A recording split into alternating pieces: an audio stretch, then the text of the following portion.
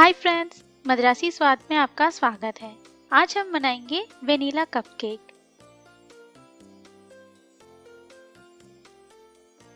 सबसे पहले अवन को 350 डिग्री फ़ारेनहीट या 180 डिग्री सेल्सियस में प्रीहीट कर लें।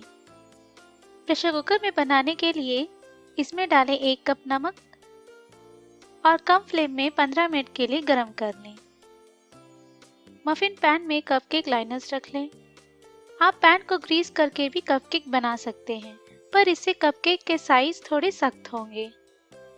अगर आप प्रेशर कुकर में बना रहे हैं तो एल्युमिनियम टिन्स या पेपर कप्स ले लें। अब एक बाउल में छान लें मैदा और बेकिंग पाउडर। अच्छे से मिला लें और अलग रख लें। एक अलग बाउल में डालें मक्खन और इसे अच्छे से फेंट लें। अब इसमें डालें चीनी और अच्छे से मिला लें। अब अंडे को एक एक करके डाल लें और अच्छे से फेंट लें।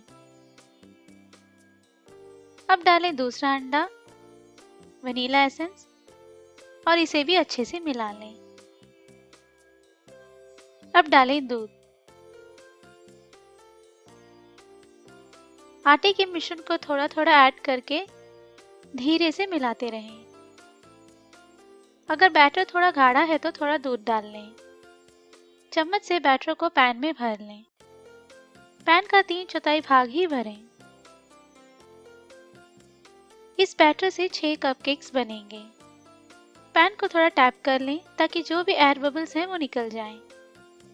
इसे प्रीहीटेड अवन में 18 से 25 मिनटों के लिए बेक कर लें। और प्रेशर कुकर में बनाने के लिए कप में बैटर भर लें। इन्हें थोड़ा टैप करके इडली प्लेट में अरेंज कर लें। अब इसे प्रेशर कुकर में 20 से 25 मिनटों के लिए मध्यम फ्लेम में बेक कर लें।